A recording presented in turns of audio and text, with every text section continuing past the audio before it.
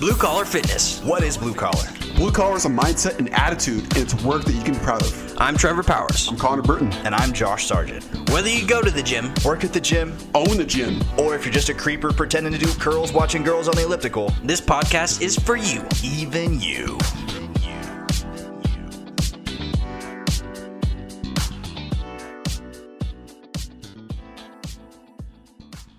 Hello and welcome everyone to Blue Collar Fitness. We have a very special guest, our very first guest today, Dr. Matt Shiver, Doctor of Physical Therapy. Shiver. Okay, there we messed it up there. So, epic fail. Boom, boom, boom, boom. Okay, Dr. Matt Shiver out there from the East Coast. Is it South Carolina? Yes, I'm in Charleston, South Carolina. Nice. And you went to school at Duke, right? Yes, you got it. Yeah, That's I went to undergrad. Yeah, I went to undergrad at Appalachian, and then I stayed in North Carolina and went to grad school at Duke. So I used to live in North Carolina. What part? I lived in Southern Pines my mom lived in Southern Pines for like 10 years. Cool. Yeah. Cool. Yeah. Awesome, man. Good area. Yeah, Trevor is visiting family. He's out in Texas right now. He would normally be in the studio here with us. So, yeah, man, Blue Collar Fitness. We're trying to bring a basically a relatable product to our listeners.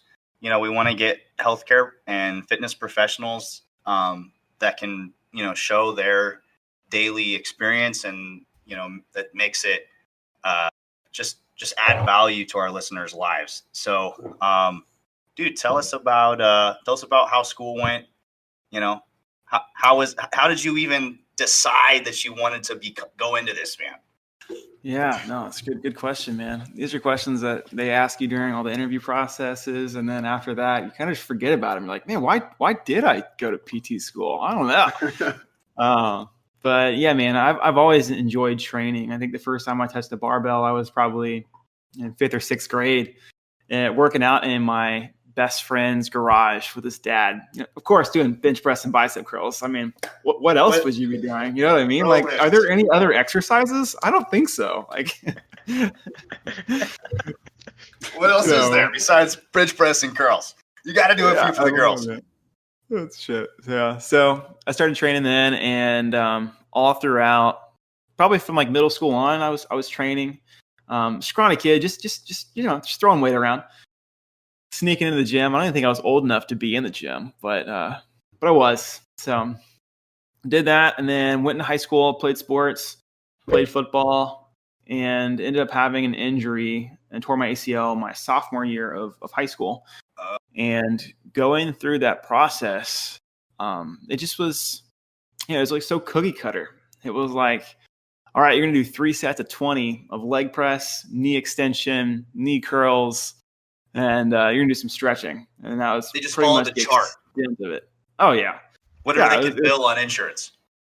Yeah. So it was pretty, it was bad, man. And then like, it wasn't until I was pretty much, I guess they couldn't do anything as far as PT standards go. They're like, well, you're discharged, but you're not strong enough to return to the field or do anything of like, I can go run, but my run sucked. I was like, I'm still kind of limping on this leg. Like, I don't think I'm like ready yet. So I ended up hiring a personal trainer and having that person kind of guide me through the process of return to sport. And man, it wasn't until I started doing squats and deadlifts did I start noticing, oh man, I'm starting to get strong again. This is the magical list right there, man. Yeah, so that 3 sets of 20 wasn't cutting it, but once I put a little bit more load in the bar and started doing movements that I felt like I was meant to do, I started seeing progress. So from that point on, I was introduced to PT. I wouldn't say it was a negative experience, but I knew it was like, man, I could do better and I want to learn more. So that got me into studying exercise science at App. And then when I was studying that, I was kind of in between, should I get my master's in ex-phys or exercise physiology and be like a strength coach, or should I go down the physical therapy or chiropractic route. And I ended up choosing the physical therapy route just because at the time I imagined that I would have a bigger scope of practice and be able to do more with that degree. So when I graduated I just actually applied to Duke. I applied to Duke and I applied to MUSC, which is the Medical University of South Carolina. But it was early decision. So once I got into Duke, I was like, all right, cool. I'm not worried about it. I'm going there. Dude, you got into Duke, man. Like that's an accomplishment in Check that itself. off. Blue Devils. Check. I know, man. Yeah, no, it was good. Going big. Yeah, I'm very grateful for that So experience. you were into CrossFit, and you also did Olympic weightlifting. That's how I met you. You were doing my programming for Ollie lifting, and I was also doing cheerleading, so I was trying to get stronger for that. And you were with MASH Elite. How did you get tied into MASH Elite? Yeah, so good question. He went to Appalachian State, so we went to the same undergrad, or shared the same undergrad. And when I was at Appalachian in school studying exercise science, that's when I got into weightlifting, and I was actually watching a lot of his videos as well as John North videos. If you guys don't know who John North is, you guys should just type in John North Attitude Nation bar slamming. Bar slamming, okay. And right, Yes, sir. oh my gosh, you guys are going to be like just amazed. So when you think of weightlifting is typically like kind of like the golf sport of strength sports. It's very music is off, everybody's like Golf clapping, and it's like quiet. But then you go to powerlifting and you go to bodybuilding and those other sports. It's just like, the whole entire environment, even CrossFit, is just like pop, hip hop. It just like goes. Weightlifting is the opposite. But I started watching John North and Travis Mash videos, and they were the exact opposite. There was a lot of screaming, chanting, bar slamming, and I was like, I want to try this. This looks fun. So while I was at App, Americans messing up their European Olympic lifting sport. Oh yeah, European guys do not like Americans in that sport. So when I was an undergrad, I ended up putting together a few weightlifting like local meets, and then by my senior year, I had started a club, so like a club team for weightlifting, and at the university. At the university, yeah. Nice. So, and we had a grad student who was studying exercise physiology and wanted to get into weightlifting. He was already weightlifting, but he wanted to get more into coaching. So I actually had him lead the team and like create a team. He was the head coach and did the programming for us. And I had that experience going into grad school. And then when I was at Duke, I worked a few days a week coaching weightlifting at a CrossFit gym. And I actually ran into my old boss from Appalachian, who I worked in like the University Recreation Center. And I ran into her at the Arnold, and she introduced me to Travis Dare because I think I was lifting. I didn't have any athletes lifting that year. And after that, she reached back out to me and says, hey, you mentioned you were doing some coaching. We're looking for a new coach. We'd love to interview you. And that's kind of how I got plugged in. And man, it's been a fun ride. I've learned so much from them and their systems. I'm very, very grateful for that opportunity, and nothing but respect for them. So were you at MASH Elite Performance, or were you more of a remote coach while you were in your graduate degree and all that? Yeah, I was a remote coach. So I like that when they interviewed me, I drove down there and met the team and everything like that. And then it's like an hour and a half drive from Duke. So I would go down. Oh, that's not bad. I would go down a few times a month. Yeah. And I'd actually bring some of my athletes like that I was coaching in person and let them coach in front of me. And I learned so much from that experience. I was just a fly on the wall. I'm like, yeah, I didn't even see that. Right. That's pretty much how that went. And most of my clients were all remote. So we had anywhere from, some of the coaches had like, you could have upwards of like 50 members or athletes that you'd be coaching at a time. I typically had like less than 20. For me, once I got above that number, the quality of coaching tended to decrease as well. But that's just me. Some people can manage a lot of people. in-person clientele as well. Once you get that 20 to 30 client that you're seeing once to 3 times a week, more than that, and it starts to go crazy, especially if you're doing individual programming for every single one. It gets a bit insane. So you've got an online training business going right now. Is that physical therapy? Is that strength and conditioning? Is that a mix? Tell us more about it. Plug yourself. Shameless plug. Yeah, no, this is yeah. So I have a few business partners that work with me as well. I do the programming and the back end creation. So a lot of the puppy. I do a lot of the website creation, emails, a lot of the marketing, behind the scenes stuff. And we work with law enforcement officers across the United States. Some are international. And so it's also during the timing of this, of like working with law enforcement during this time is also something that we can definitely chat about. Right. Yeah, it's been interesting, but we've done a lot. So like our team, we've got over as of today, we've got about 660 athletes. Nice, man. That's incredible. Yeah. And what is your website? It's called Effective.fitness. Effective.fitness. So we're on a .com. Effective.fitness, and we work with law enforcement officers. And as of right now, there's not, with the times, there's not a very good standard to hold them accountable for fitness and health. They have one police academy like test to get in, and then after that, they have to like pass tests on firearms. They have to pass tests on like handcuffs every year, but they don't have a true fitness standard to do every single year. So since things have been going on, like that's something that we looked more into is actually partnering with agencies and figuring out ways in which we can help support those agencies to give them tools in which they can essentially teach any new recruit that's coming on and has that as part of their routine of, okay, every single year you need to pass a fitness test. Like you need to be capable to do your job. Yeah.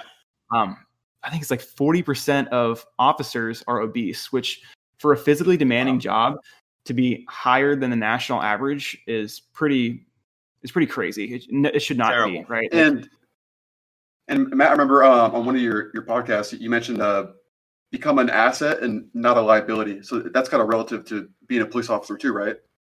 Yes, exactly. Yeah. So being an asset and not a liability, that's one of the big things we talk about a lot in our marketing. And some of our call to actions are like, become an asset. Like we want you to be the best police officer you possibly can be, right? We don't want you to be a liability to your partner or your community or your family. Like we want you to be strong, capable, and able to do your job and do your job better than you've ever been able to do it before. Right.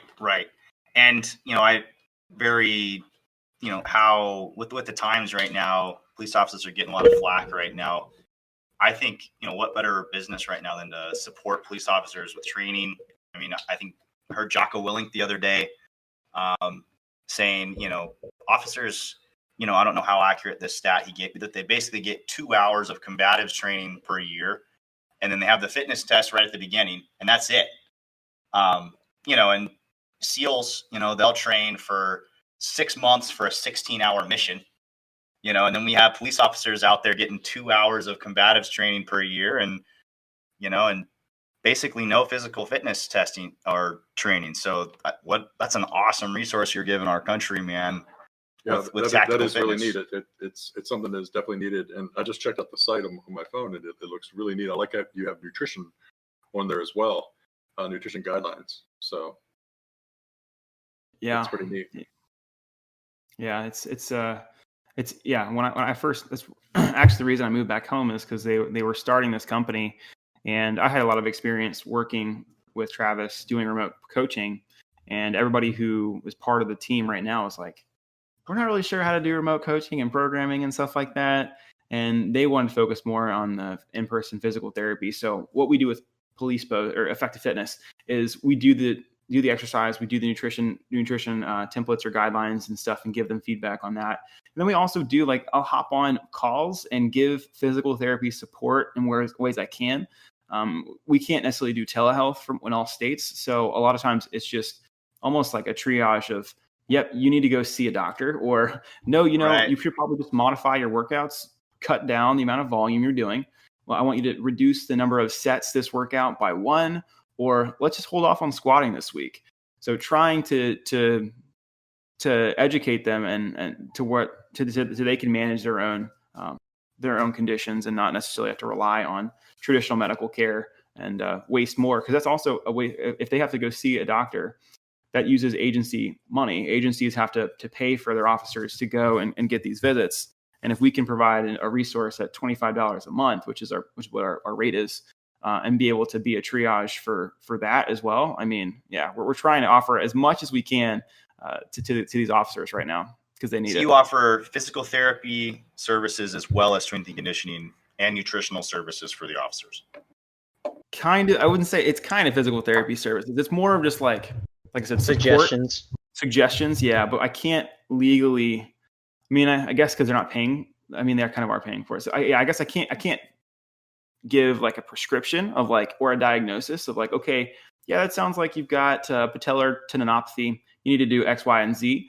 I can give modifications just like a personal trainer can. So even though we are physical therapists and there's two of us on staff, we act more as personal trainers, just with a little bit, I guess, higher level of, you need to go see this person, and like I'll refer them to either PTs, chiropractors, or if they need to go to a doctor, like I'll tell them, hey, you should go to a doctor. Right. Mm-hmm. One of the things, that we've talked about on this podcast is that not all personal trainers are created equal. And, from my experience, going through physical therapy the last year and a half, not all physical therapists are created equal. What can you give our listeners? What tools can you give them to help them find a reputable physical therapist? Oh, that's so good. That's a good question. Oh yeah. He's an asset today. 100%. I would look at Clinical Athlete. Clinical Athlete is a group of healthcare providers that specialize in athletes, but they're very research and evidence backed. So they have a podcast available, and it can be kind of deep as far as like the words they use. Even sometimes I'm listening, I'm like, whoa, what did you say? But Right. but that community, like to be part of that community, you have to be interviewed by their founder or their team and be accepted to be put on their forum. And like if you go to Clinical Athlete, there's a map, and you can go and click and look around your area, and it'll give you the contact information, the type of people or population they work with. So like I use this with the officers. Is like I'll pull it up and I'll be like, look, this person works with tactical athletes, and there may be a 30 or 40 minute drive from you, but I would at least go to them, and they're going to know your area better than you do. So like, let's say I can't make that 30 or 40 minute drive every day. Well, okay, at least go talk to him or even maybe just email him and be like, hey, this is what I'm working with, and this is where I want to be. Do you know anybody in my area that can help? And more than likely they do. Like my clinic is a clinical athlete provider. And if somebody was local and they didn't want to work with us, or like couldn't work with us, we have resources. We know who the good therapists are. Right. Well, we also have bias, and we believe we're the good therapists, but I'm taking notes, man. Yeah. Clinical athlete's probably my favorite way to search for healthcare providers. Any other telltale signs? Any other clues? Yeah. Yeah. I mean, ideally, you want to find somebody that does the same activity or sport that you want to get back to, or has experience with that. So, like our clinic, we started in a CrossFit gym. So that's a big of our background is we work with a lot of, say, barbell athletes. So like we work with those. We also work with a lot of runners, and those are the two groups that we specialize with. And that's who we market to, and that's who we want to work with. We'll still work with anybody if they come in the door and that's what they're looking for, but we're going to be best with that active population because we see them every single day. We share the office with a triathlon coach, and he has a lot of athletes that are doing half Ironmans and Ironmans. So we see those guys every single day. So that's who we specialize with. For me, I don't know of any cheerleading physical therapists right now. I found one on Instagram. It's not exactly it. He's down in like Texas or something. She's maybe closer to you right now, Trev. But Yeah, I know of the guy that you're talking about. yeah, that guy's awesome, man. I love watching his videos. Because what better physical therapist to go to than the number one injured activity to be doing, cheerleading. Everybody's getting injured doing that thing. So I love that. Any other tools besides someone who has the same sport or signs? Yeah, I mean, I'm a firm believer in you need to find somebody that has a background in strength and conditioning or knows strength and conditioning very well. So if they have the CSCS, maybe, I mean, CSCS, like, I don't know if it matters as much. I mean, I think more experience matters more. So, but you'll know, like if you go to a PT clinic and they're just going to have you get on a table and do traction and E-stim and ice and heat and stuff like that, like it's probably not going to be very helpful. That was my first experience, man. And I was talking to her and I said something about like, I mentioned like Kelly Starrett and she was like, who? And then I mentioned something about, I want to get back to squatting again. And she's like, oh, squats are bad for your knees. And I never went there. She was covering her end. She was like, it's like, oh my gosh, like squats are bad. What are you talking about? You're supposed to be a physical therapist. Squats is just a basic human movement. So you're totally right. Yeah, I mean the more passive modalities and stuff like that, E-stim, ice, heat that they're doing, that's probably not a good sign. I mean, if that's like 10 minutes of a treatment and the rest of the treatment is movement based, then you're in a good spot because we know that to improve pain or like tissue capacity, we've got to load it and we've got to go through the full range of motion. We can't, half squats or whatever. Like knees can't pass over toes. Like no, like it's we need to be able to move a joint through its full range of motion. And I mean, our clinic, we're a little unconditional or untraditional in the fact that we'll do Jefferson curls, loaded Jefferson curls if somebody's got lower back issues. And it's not heavy, but it's still like, okay, we're at least going to move with load through this range of motion. And if they can't do it loaded, we don't have to do it loaded. We can do it just body weight. The same thing with even one of our therapists will load knee valgus. I'm like, really? Yeah. I mean, that sounds like FRC related. You see the FRC guys like, doing all types of crazy stuff like valgus and loading like their ankles like bent and stuff, jumping. And I don't know if you're familiar with functional range conditioning, but those guys are nuts, man. Yeah, I've seen a good amount of their stuff, and it's very interesting. It's very unconditional, but I agree with their philosophy and methods, right? So yeah, I mean, strong strength and conditioning background, does the activity that you want to get back to doing, or has experience working with those people, and doesn't do a ton of modalities would be a good start for sure. Gotcha. Well, I what's the word? Selfishly will be taking these points to my own body. So I did an hour of physical therapy today, and I was laying on the ground in a pool of sweat by the end. So it's a good sign. It sounds like. Yeah. No. Absolutely. There was definitely some movement in there. Yeah, there was no. Not all modalities. I wasn't laying on the ground having passive modalities. She was kicking my butt. So. That's good. Yeah. I mean, it should be a workout, man. You should go to PT and you should be working out, and they should be giving you things to do at home that is a workout. Sometimes if it's like post-surgical within that first 4 weeks, that may not be the case. Like it may be more, we're going to let this tissue heal and recover. But after that point, especially if it's like my knee hurts when I run, like, okay, we need to load. We need to do some things. But if you're post-surgical, then I see where modalities can kind of play its role. But after that, you got to move, got to load. Right. She basically told me today, you got to talk to the doc because you got the MRI back 2 days ago. Don't overthink it. And it's an 18-month post-operative recovery. So you're not even going to be, I'm 8 months out.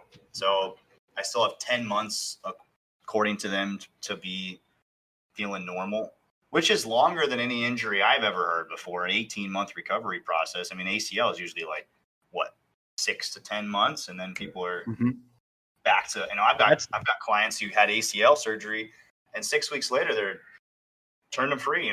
They got the graft from the cadaver, and they were good to go. Yeah, but you have to add a year for cheerleading. That's right. Right. Right. Right. Yeah, the hip is definitely one of those joints that takes a lot, and it's very sensitive. Shoulder's sensitive as well. Knee, I mean, most people recover pretty well from the knee surgeries. But yeah, hip and shoulder. I mean, they're very the same joint. You know, it's the same joint on different parts. The hip joint mimics a lot of what the shoulder looks like. The knee and elbow mimic a lot of each other. Right. The ball and socket. You know, I think a lot of people, you know, probably just do too much sagittal plane work with their hips, and then they never are using that in a 360 degrees like they're supposed to, and then they wear that track out, and you get problems like what I have. You know. So, oh yeah,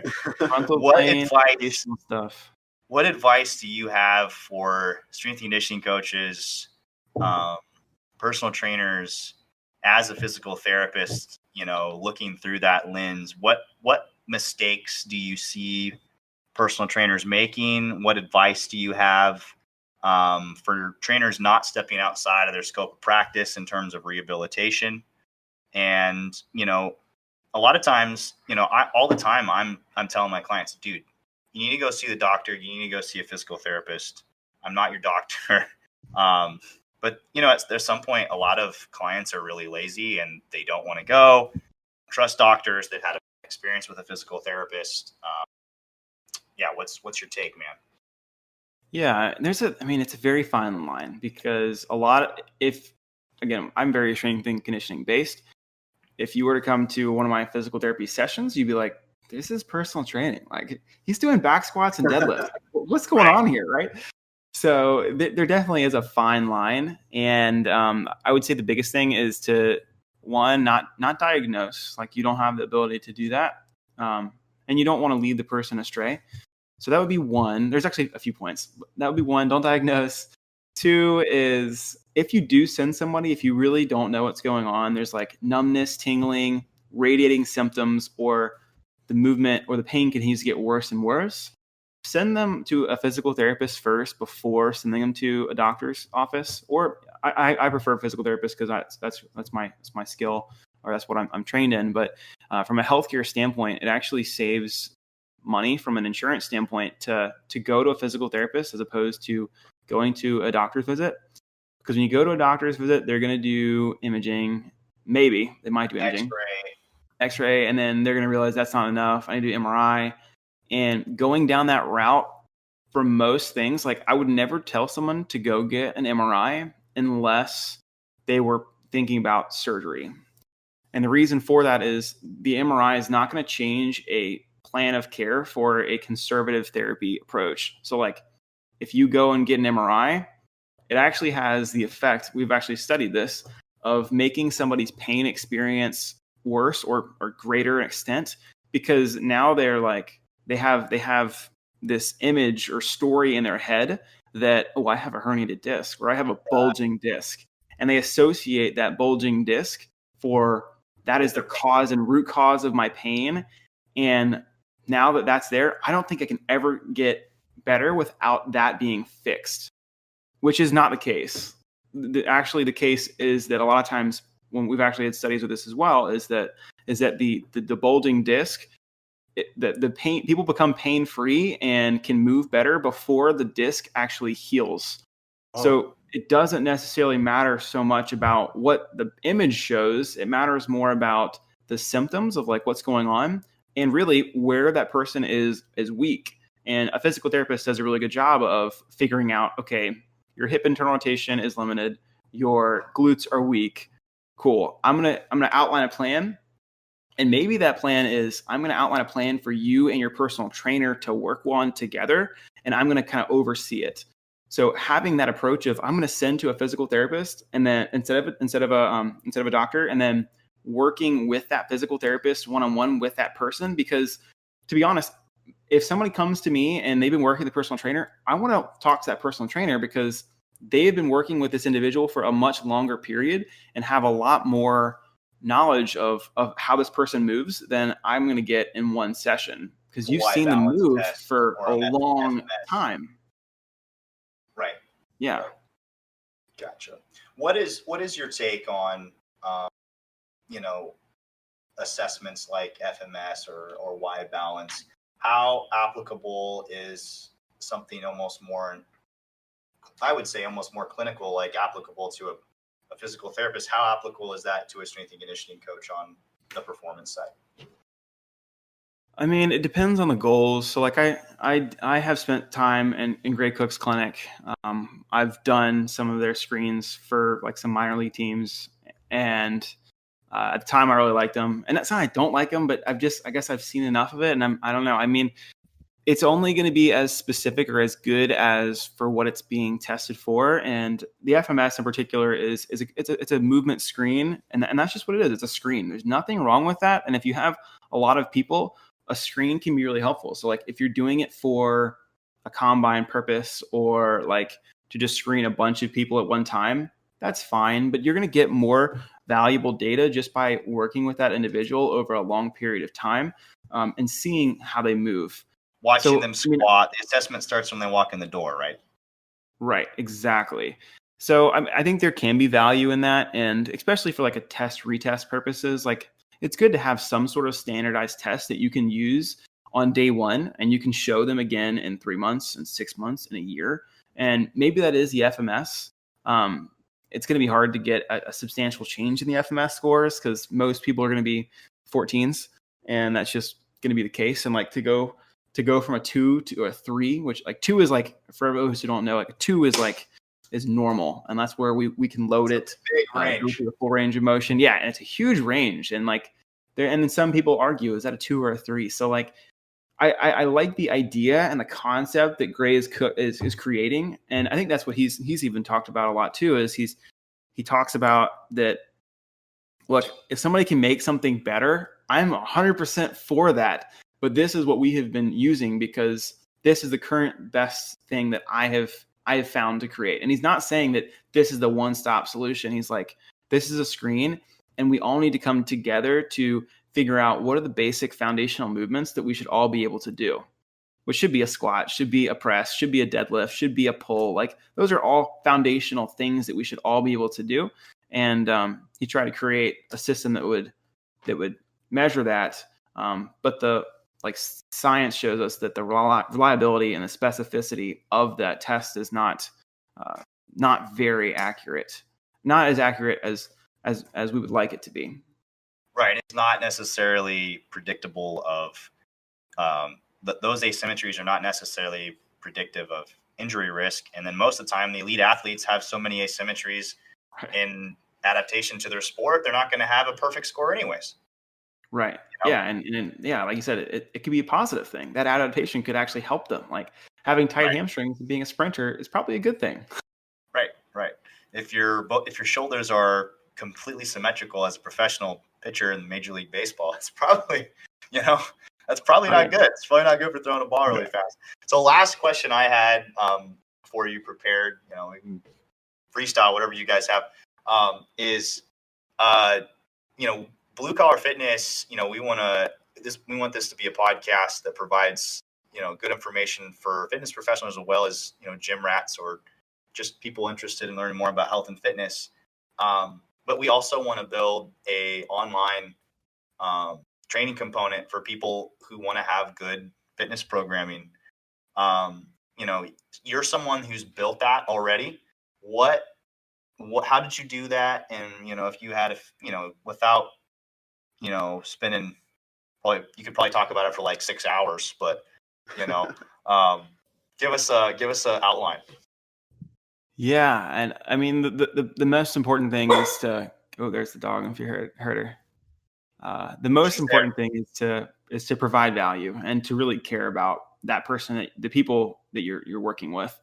And then when, like, whoever that person is, like, you should have an ideal person that you want to work with. And it should be as specific as possible. If it's a CrossFitter, cool. What does that CrossFitter do? Is it a girl? Is it a guy? Are they married? Like, you should have this person, even have a name for them. Like, some people have a picture for them, and be very specific. And every single time you create content, have it around that person. And yeah, you're going to get people that aren't in part of that niche or that person, but that's okay. But you have one person, and it makes your messaging so much easier because you're not worried about, appeasing everybody. You're thinking about Sally. How can I help Sally today? Okay, cool. Right. And you know what is Sally thinking? What is something that she's really struggling with that I can provide value for, whether that's through Instagram, a podcast, a blog post, whatever it may be. But you're thinking about Sally whenever you write your posts. She is the top of your mind. Right. And you guys, exemplify that with Tactical Fitness. You guys have a very specific audience. So yeah, and we think of like and the big things that they're thinking of is a lot of times when those guys retire, they have a shorter life expectancy. I don't know the exact statistic, but it's 20 to 30% less than the normal person. So, Wow. a lot of these guys, when they retire, they're like, I still want to be around for my family. Okay. That's a Right. big thing. And like, how can we talk about healthy habits that they can use to increase their longevity or increase their career? Because they got into this because they wanted to give back and help people. But a lot of times their health can pull them out of that. So if we can give them things to increase their longevity of the career, they're going to have a more fulfilling life. So like it really comes breathing, down to meditation with your guys. You guys do like box breathing or anything like that? I actually have programmed that. I programmed that a few weeks ago. So like on our There you rest go, day, man. I'll suggest some That's box awesome. breathing in there. I did, yeah. And then like sometimes I'm like, just going a long walk today. I don't know how many people fill out the rest day stuff. They're like, oh, rest days. No rest days. I'm gonna go do some BJJ. Or To I'm gonna be go honest, do whenever you put optional on the program, when I was doing it, I didn't do it. yeah. Optional. I mean, optional. She's got time for that. I'm gonna go do some curls. Exactly. those curls again. So maybe you can take that as, I don't know. Maybe I'm just a specific example, but whenever you put optional, it's like, well, this doesn't matter. I'm gonna go do some curls or something. Sounds like a day off. I So- hear you. Yeah. What Yeah. online platform do you guys use? What app? What? Ooh. We use Kajabi. Kajabi is this all-in-one software system that we can use to essentially send emails, create landing pages or website pages. I can use to create a course off it too. So like when someone signs up, we have like a crash course that they can go through if they want to learn everything about how to use the program. They can follow the course. But they'll also get emails with videos saying, hey, did you know we offer this? Click this. And this, click this. So it's a very simple system and it's really clean. Like if you guys saw the website, I'm not a graphic designer by any means, but I made that whole website. So everything. Good you job, see on man. it- Well, it's great. Yeah, There's a lot of calls to action. Yeah, and it's the same call to action too. So note that. So there's some good studies to show that having the same call to action throughout the entire page, as opposed to sign up here, start your trial here, download today, like all of those confuse people. And if you can have one solid call to action, And that's where you do your online programming. It's where you interact with your clientele. And then what basically interview, I mean, right now it's you and another physical therapist, but you guys, you obviously don't coach 600 and some people, right? How do you find coaches? How do you interview them? How do you filter out the bad? Sure. So there's 4 of us who work together. 3 of us work as physical therapists or part of this physical therapy practice. And then the 4th person is a law enforcement officer. And he was actually a past patient. And he was working with the owner of the PT clinic at the time, coming in to get some dry needling on his shoulder. And he, at the time, had a really big Instagram account. He still does. It's called Police Post. So if you type in Police Post, you'll see the page. It's got about 270,000 followers right now. So he had this big following, and he wanted to provide. Sorry, the dog. Hey, He's hungry. he wanted. Yeah, sorry. He wanted to provide a resource to train these officers because that's something that he's really passionate about is fitness. And like we mentioned earlier, it's a higher mortality rate at an early age. The obesity rate is higher. And he didn't really know how to program. He didn't know how to do any of those things. So he reached out to this physical therapy clinic and said, hey, this is what I'm looking for. Would you guys help me? Like you guys can build the program out and I'll send people to the website. And essentially that's what happened. And then it started to pick up, and that's when they brought me on to kind of take over. So when I started, we had about 60 to 80 members. And like I said, today we have 660. So Jeez. and Fantastic. That's impressive. Yeah, it's been a year. So I've been around for a year, and we've. I remember grown when that- you Alright. mentioned that to me when you were first going into it. So how much Yeah. of your practice is clinical and how much of your practice is, I mean, well, okay, you're cash-based physical therapist, but how much of it is online? Yeah, so the majority now is online. When I first started, I was probably, I mean, I wanted this to be, I still do. I want this to be the Effective Fitness to be the main priority. So when I started, I treated 3 days a week, and so about 15 to 20 hours a week I would be in the clinic. And then as of recently, most of my stuff now is digital. So I have 1 day a week where I'm in clinic. It's Mondays. So I might have pretty much a full availability. Anybody can work me on Monday. And then the rest of the week is geared at doing the digital stuff for both the physical therapy clinic that I'm a part of, as well as Effective Fitness. So And those are two separate companies and you juggle them. two separate companies. I mean, the same owners for them. I mean, I guess, yeah, same for the most part. Because we branched off. We were using everything as part of the PT clinic, but once it got big enough, we're like, these two are completely separate. So we created our own LLC or LLP because it's a partnership between everybody. But yeah, so that's that. And so with that many athletes, we have a base program that everyone can follow, and there are 2 workouts of the day there. So you've got a body weight section or a body weight workout, and then you've got an equipment based workout. And based off what equipment you have access to, you would pick one or the other. We try to match the stimulus. So if somebody doesn't have equipment and it's a deadlift day, well, we're going to do some sort of hip thrust or glute bridge with something heavy around the house. Like, try to match that stimulus the best we can with the body weight workouts. But with that, I mean, we've got a coach. We have another coach that we have, we found her. She's local.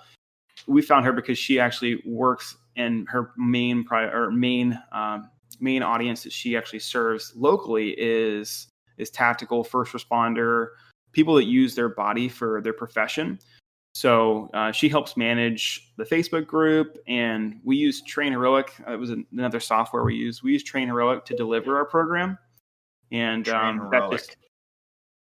and that allows us like daily workouts, and you can pull them up and scroll. So there's like a forum in there, and if anyone has any questions, either on there or in the Facebook group, we have our coach answer those. And then anything that needs to be filtered for a PT question or like a programming question of like, why is this way? Those get forwarded to me. But most of our athletes, those 600 are all following that one base program. And then we've got a few who do individual coaching. But right now, most of it is on that base level model. So I bet we could do an entire podcast on this in the future, and it would be Totally epic.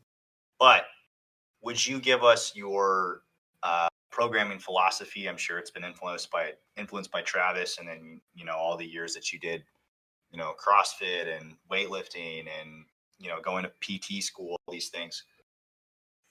Yeah, man, that's a great question. That's a lot to think about. It's a big question. It's a loaded question. It is. And I really it depends on the goal. If it's somebody that just wants to be healthy and stay fit, I really like Dan John's like basic. There's like my favorite strength functional coach patterns, right? Like everybody's strength you've coach. got a push, pull, squat, hinge, carry. Like those are like the 5 main categories that He's all about those carries. You can load. Oh yeah. And for us, like working with law enforcement officers, we do a lot of carries too, because you got to carry shit. Like that's part of their job duties is carrying stuff. So so that's probably like one of my biggest things. If somebody is just training 2 or 3 days a week, I'm going to do a full body workout doing all 5 of those patterns. If you're a personal trainer and you haven't read Dan John's books, what are you doing with your life? They're easy to read too. It's not like Super Training by Mel Siff. They're just very everyday English. Right. And it's simple. And that's and I think a lot of times personal trainers and PTs especially, can try to get really complicated and complex of like, we're going to try to work the hip internal rotators only and isolate them to where nothing else is working. I'm like, well, when you move, you just got to squat or deadlift or hip pull. Like those are the patterns that you do, right? So like, Right. just do those. So I keep it really simple for those. If you're a strength athlete, we get a little bit more specific, and the frequency of those movements becomes a lot higher. But yeah, keeping it simple is huge. Typically, like let's just say a given training session, you're going to have a 5 to 10 minute warm up that's going to work the movement patterns that are going to be practiced that day.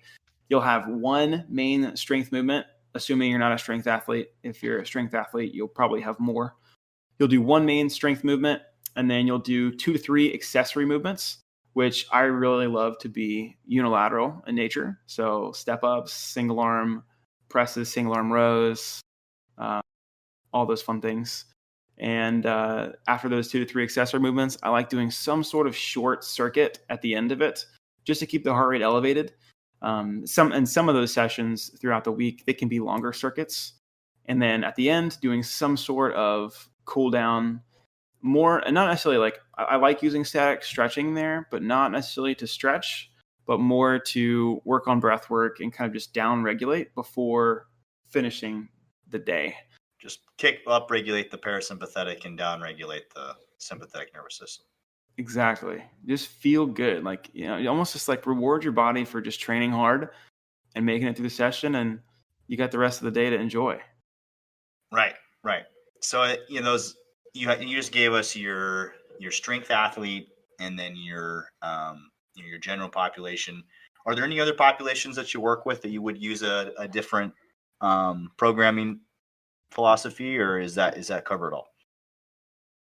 Yeah, I'd say that's my general template, and it depends too, because we work with a lot of people that are maybe they're already endurance athletes, and they don't necessarily need that circuit piece at the end, and we'll focus more on something that they're not doing a lot of. So they may have, instead of that, they may have more carries and core work as opposed to doing more conditioning pieces.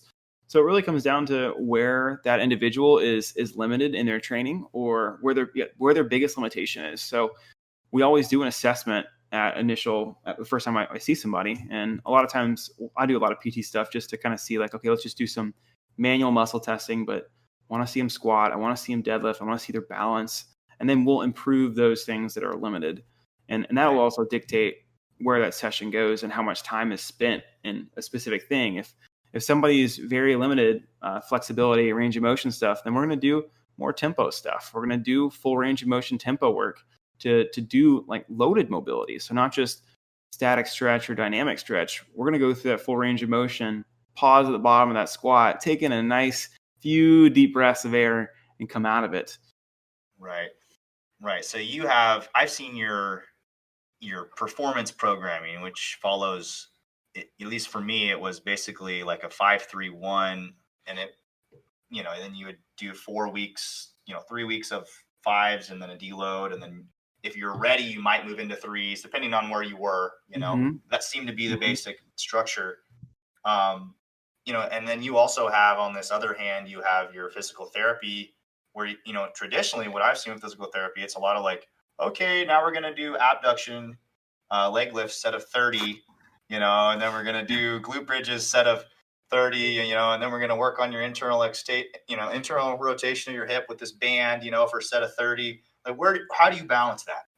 Yeah, that's a good question. And you mentioned I love block periodization. I didn't mention that, but you did. Yeah, I love doing block periodization with people.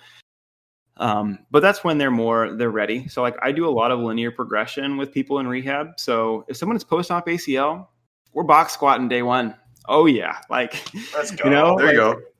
As long as they're off crutches or maybe not off crutches, but yeah, maybe we'll see. But like, that's honestly the first thing I want to get them to do is I want to do some sort of squatting pattern, and we're just going to load that pattern until they're comfortable.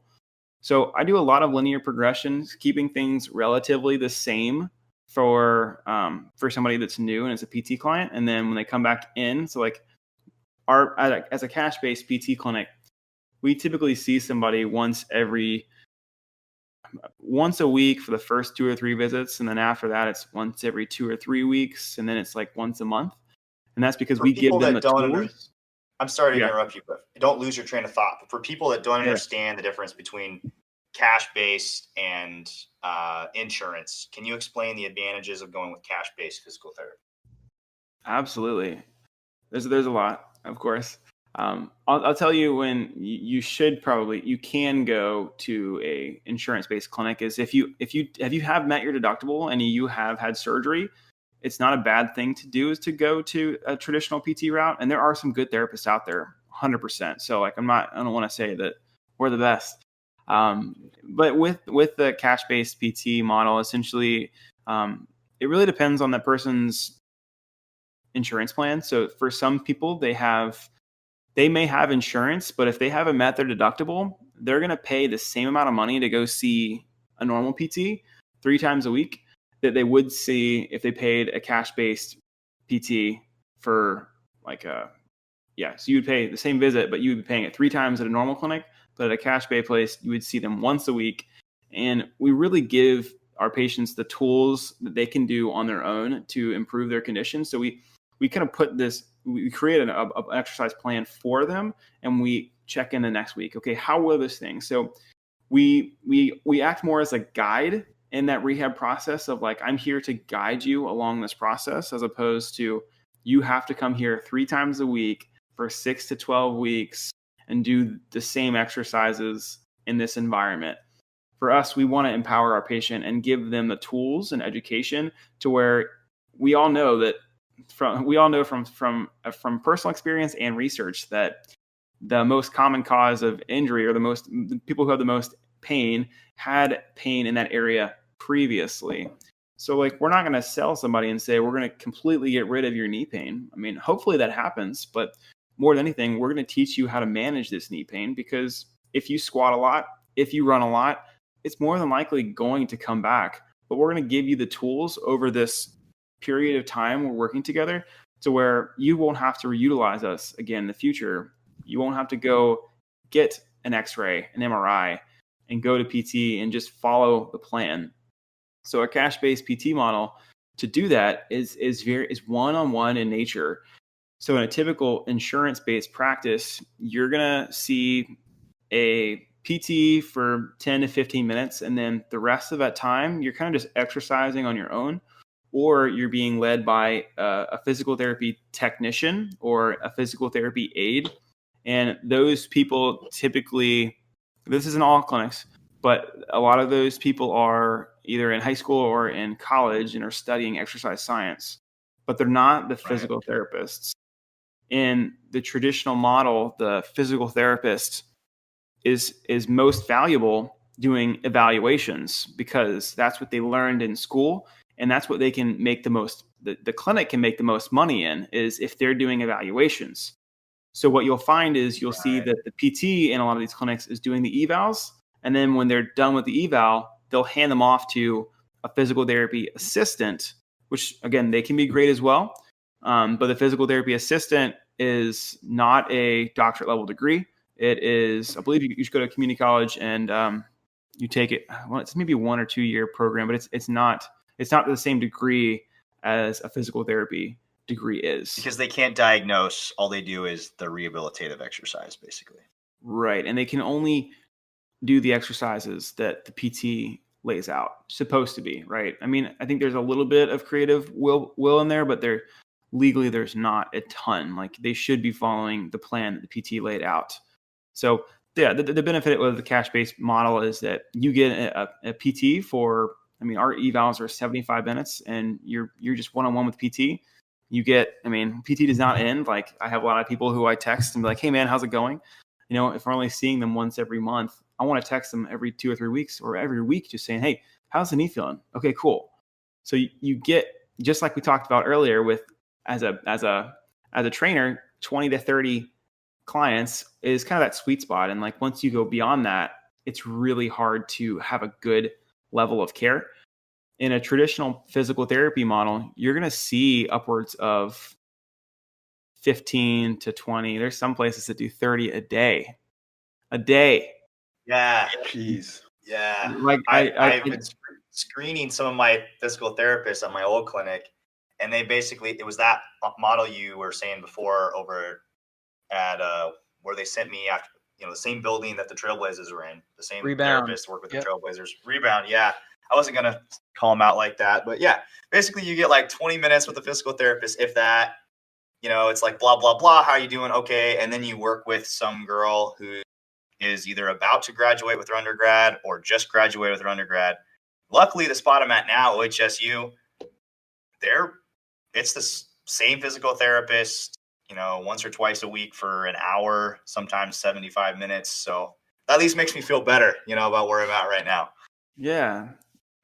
And like I said, all these clinics are different. You're going to have different experiences, and yes, insurance matters a little bit, but not. I mean, it just depends. Like if a lot of times the owners of the clinics are not physical therapists; they're just business owners, and that's also something that's it's unfortunate because most people get into physical therapy to help people, and some people can take advantage of that. So yeah, I mean, you get one-on-one attention with a physical therapy with a cash-based model, and we get people better faster. Our average visits are five per patient. And after that, and that gives you, if you're paying cash, the physical therapist that's working with you probably has a better work-life balance. They're probably getting paid better because they're not, having to work through the model of, I have to do this, but I can't even bill for it. One of our good buddies, Eric Weiss, his mom does PT, and she has her own practice, and she's always worried about money. She can only pay herself, she lives in Boston. She can only pay herself like $60,000 a year, which is okay, but like not if you have, a doctorate in physical therapy and you got to pay off that, $200,000 debt or whatever it is, plus pay for the building that you're in, plus, that's a lot. So, if you go with a cash-based, sounds like at least what you're saying, you go with cash physical therapy, your physical therapist is probably not pulling their hair out with stress, or at least less likely, and they can give you better care. Yeah. So like when I was seeing at my fullest, like I said, it was 15 hours a week rather than that's 15 patients a week that I was seeing. And that was the same volume that I was seeing in one day. So I'm like, man, I can think about this person's plan of care when they leave, and then when they're coming back in, I can still remember their name. I can't tell you. I mean, like when I was in my rotations for PT school, I couldn't remember people's names. I was like, where's your sheet? Because who is this? What did we work on? Like, hey, champ. How you doing, buddy? How you doing, Tiger? Man. So now it's different. The fact that I remember everybody, and I remember the conversations we had because we talked together for 60 to 75 minutes, and I didn't have to hand them off to somebody else. Like I remember, and I can talk to them about family. I can talk to them about stuff they like to do. You develop a relationship with that person, and that's honestly where the healing begins, is that therapeutic alliance and relationship. And as long as they have that, they trust you, and they're doing movement and exercise, they're probably going to get better. Like, you just are. Right. Movement heals. Movement does. It's Well, magic.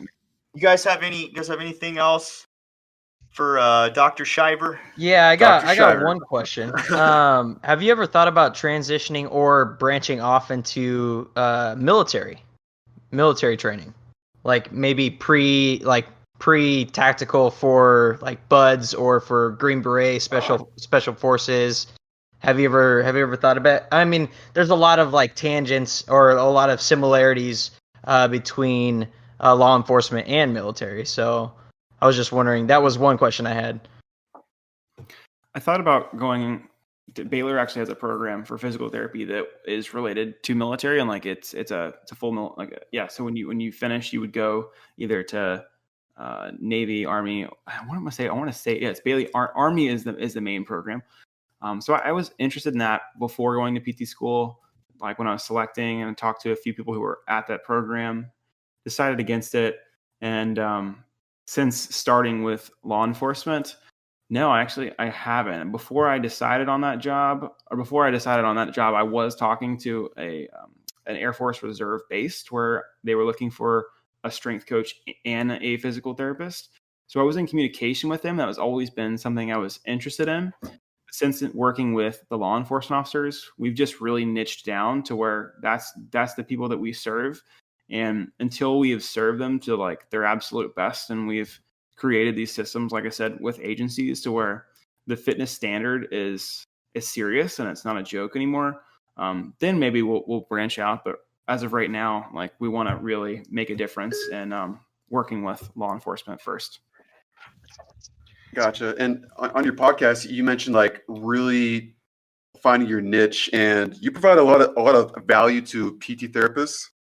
And I have a question: was your podcast, the online PT side hustle podcast, was that impromptu, or was it also kind of like a 5-year goal or a 10-year goal for you, like where you work backwards? Because I listened to the part about the goal setting, and I was like, okay, he's asking us to have 3 whys. This is one thing I'm going to practice. But I just want to ask you, did you develop the podcast over the whole lockdown, or did you have it planned before, Matt?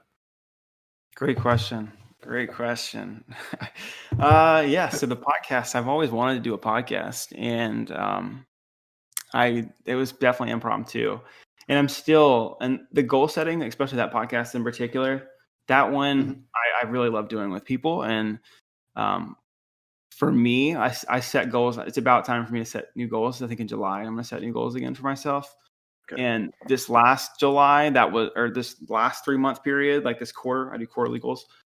This podcast that I just created like a week ago was not part of that, but I started getting interested in it, and a lot of the stuff like that I'm doing with the law enforcement company is a lot of digital marketing, and I'm like, this is actually a lot of fun, and I want to share this with people. So as of right now, I don't have anything set. I definitely have been really contemplating of like actually creating a product or service with other physical therapists and strength coaches to teach them what I've learned, but I haven't gone all in with it yet. So I haven't made a goal for myself to do anything about it yet. And that's also a reason why I haven't really promoted it or like really gone all in yet, because I haven't done that goal setting process for it yet.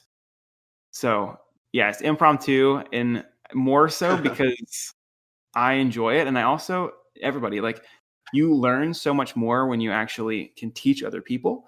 So for me, just to formulate my thoughts and to get on a microphone and talk about my thoughts, I'm learning. So like I'm learning by doing that. And now I'm more solid and confident in that message. So I'm not sure what I'm going to do as far as like teaching other PTs or strength coaches, where that's going to go yet. But that is something that I'm passionate about right now, but I haven't developed any goals for it yet.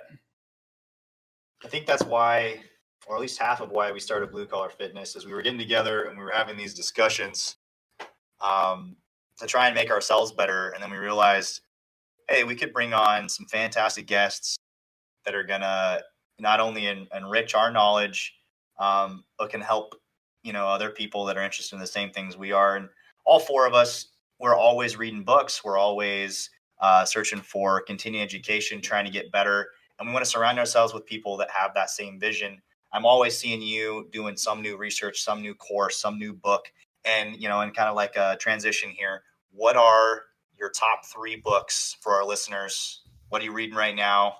What would you recommend that we read? Jesus Christ, you put him on the spot a lot today. No, right? I'm loving it. Oh my God, I'm excited to hear me, man. I'm excited to hear it. Top 3 books. I'm not afraid. We don't pull any punches on Blue Collar Fitness. No. I really liked what's that one? God, I got to think of the name of it. I'll say productivity books. Like I just started reading this not too long ago, and it really helped me. Is Deep Work. Deep Work is actually a really good talking about focus. I'm all for books that teach you how to do less, because one thing that I wouldn't say I don't say I struggle with, but like I definitely have a tendency to work and fill my time with work. And the more that I can read books that, just like strength training, right? Like you find a weakness and then you work on that weakness until it becomes a strength. For me, my weakness previously was spending so much time working. So if I can read books that help me not do that, whether that is like relaxation, meditation books, or books like this of like how to actually structure your day or week to where you can do less and So you're get not just more doing done. busy work. Great. Yeah, I think so. That's a good one. 4 Hour Work Week was the first book that I read that was about that. And when I read that, my mind was blown. I'm like, what? I So love that guy. What's his name? Tim Ferris. Tim Ferris. That's who it is. Yeah, Good I'm old Tim reading his Ferriss. book right now, Tools of Titans. Oh man. Oh, I've got that one. I've got The Chef, 4 Hour Body. Yeah, I've got all those books, man. So he's good, and I think I mean I don't know if it would be a best book, but it was definitely a game changer at the time I read it because I was probably a freshman or no, I was probably a sophomore in college, and I'm like, wait a second, you telling me that I don't have to go get a 9-to-5 job and I can do whatever I want? And about that time was when I was like, I really like online coaching. This sounds crazy, but I'm gonna try this. So There you go. So yeah, I definitely like his stuff a lot. So Tim Ferriss, the deep work, and then oh man, what is that one book that's in my head? What's up with your tongue? I know it's a short read. I'll give you another one. I'll give you another one that I just read. The 4 Agreements. I just finished. 4 Agreements. Also really like that book, and it talks a lot about the power of like stories and words and the stories and stuff that you play in your head. So for instance, like our words create a story. So like what you say on a daily basis and the words you say create a story, right? And that story that you tell yourself creates your reality. So if you have negative words in that creates a negative story, then your reality tends to be more negative or pessimistic. But if you can eliminate negative words and use very proactive and healthy words, you've got healthier stories. And now those healthy stories can help shape your reality of how you see things. So I'm a big believer in that stuff. Yeah, that's amazing. I've been life coaching for 12 years, and I have to say that is one of the biggest things is, our inner voice is most often our worst critic and our worst enemy. And when we truly learn that every time you say something bad about yourself, you have to say 2 nice things about yourself. And when you walk in front of a mirror, what are you saying to yourself? I make it a point whenever I see myself in the mirror, the first thing I say in my head is, I love you, and love it. It took years for me to get to that point, because we all have that self-esteem issue. And I've met men and women from all walks of life, military, police, everyday people, factory workers, and no matter their looks, no matter their wealth, no matter what is going on in their lives, there's still a self-loathing and a shame that they have. And trying to get them to overcome that has been the number one thing. And it sounds like you have done such a great job with your message and getting that out, but also realizing that yourself. So I have to say, I'm really proud of you. And today has been very inspirational for me as well. So thank you. Cool. Yeah. I appreciate it. Dude, thanks for coming on, man. Give all the shameless plugs, plug everything. Whatever you got. Sounds like you got about 20 different things. So let's make a list. We'll put it all in the show notes. Bunch of websites. Yeah, we'll put this on our channel too, and we'll put links to your stuff because this was just incredible. So thank you so much. Yeah, no, absolutely. I appreciate the invite. I'm honored to be the first guest. I'm like, man, that's cool. Very first blue collar fitness podcast. Let's go. So and now so we're saying, I forgot to hit the record button. Oh man. We have been so technologically challenged, it's not even funny. We waited a long time before we brought on a guest. This is I believe this will officially be what? Episode 6. Episode 6, yeah. Right? We probably recorded 11, something like that. So yeah, the other ones just sounded so bad. Some of them go in the vault. Quality-wise, we're just like, that's not going on the air. We blame Trevor for being a liability and not an asset. Oh yeah, total liability. Where can we find you, Dr. Shiver? What is your preferred method of contact? Yeah, man. So I would reach out via Instagram. It's probably the best place to find me. My handle is that Instagram handle? Is that what it is? Yeah, this guy right here. Photo handle, yeah. Panhandle. Shive, SHIV _ on. Shivon is where you can best find me. If you're interested in learning more about the law enforcement business that we run, it is Effective.fitness training on Instagram, or just Effective.fitness. We don't use a .com. We're cooler than that. No, I'm just kidding. But .fitness. Perfect. And then, like they mentioned, I did start a podcast this past 2 weeks ago, maybe 3 weeks ago. But June it 14th. is the online PT side hustle, and it just goes over a lot more of the back end business side of things that goes on with online coaching.